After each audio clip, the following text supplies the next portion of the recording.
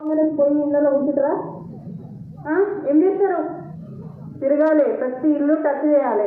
అలాగే ఉషారాణి గారికి మీకు సంబంధించి మంచిగా ఉన్నారా? అట్లనే ఉషారాణి గారు, తర్వాత సరిత గారు, ఆడబిడ్డలకి మనం గెలిపించుకున్నామా లేదా? నరేంద్ర మోదీ గారు ఏం చేశారు? 33% మహిళలకు రిజర్వేషన్ ఇచ్చారు.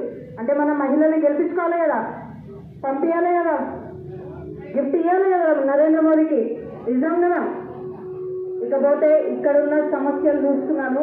డ్రైనేజ్ అయితే అస్తవ్యస్తంగా ఉంది. ఇంతసేపు నేను నడిచినప్పుడు అంటే అసలు ఇంత దారుణంగా ఎట్లుంది. తర్వాత గుంతల రోడ్లు, ఈ గుంతల రోడ్లు, తర్వాత ఒక పెద్ద మనిషి నువ్వు ఈ రోడ్ వేపి నేను నీకు ఓటేస్తా అంటుంది. ఖచ్చితంగా ఓటేస్తే రోడ్లు వస్తాయి, డ్రైనేజ్ సిస్టమ్ బాగుపడుతుంది. మంచినీటి కొరత ఏడుంది, మంచినీటి కొరత కూడా బాగుపడుతుంది. ఇందులో సంపద మేనిఫెస్టోలో మనకు మామూలుగా మనకు కావాల్సింది ఏంటి? ఉచిత బస్స. ప్రతి ఒక్కరు కావాల్సింది ఏంటి? విద్య, వైద్యం. ఉచిత బస్సు మనకు అవసరమా? కానీ ఇక్కడ సంపద ఏం చేసిండు?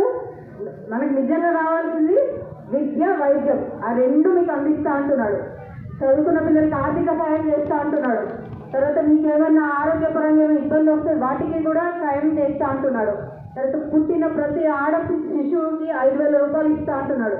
అంతకంటే గొప్ప వ్యక్తి మనకి ఏ నుంచి దొరుకుతాడు? ఇవాళ రేపు ఆడపిల్లలు భారం ఉంటే పుట్టిన ఆడపిల్లకి 5,000 ఇస్తా అంటున్నాడు. సో ఇంతకంటే గొప్ప విషయం ఏమైనా ఉందా? సో సంపదని గెలిపించుకోవాలి కదా, మనం గెలిపించుకునేటట్టు చేస్తాం కదా. మీరు ఇంటింటికి పోయినప్పుడు ఏం మాట్లాడతారు? ఏం చెప్తారు?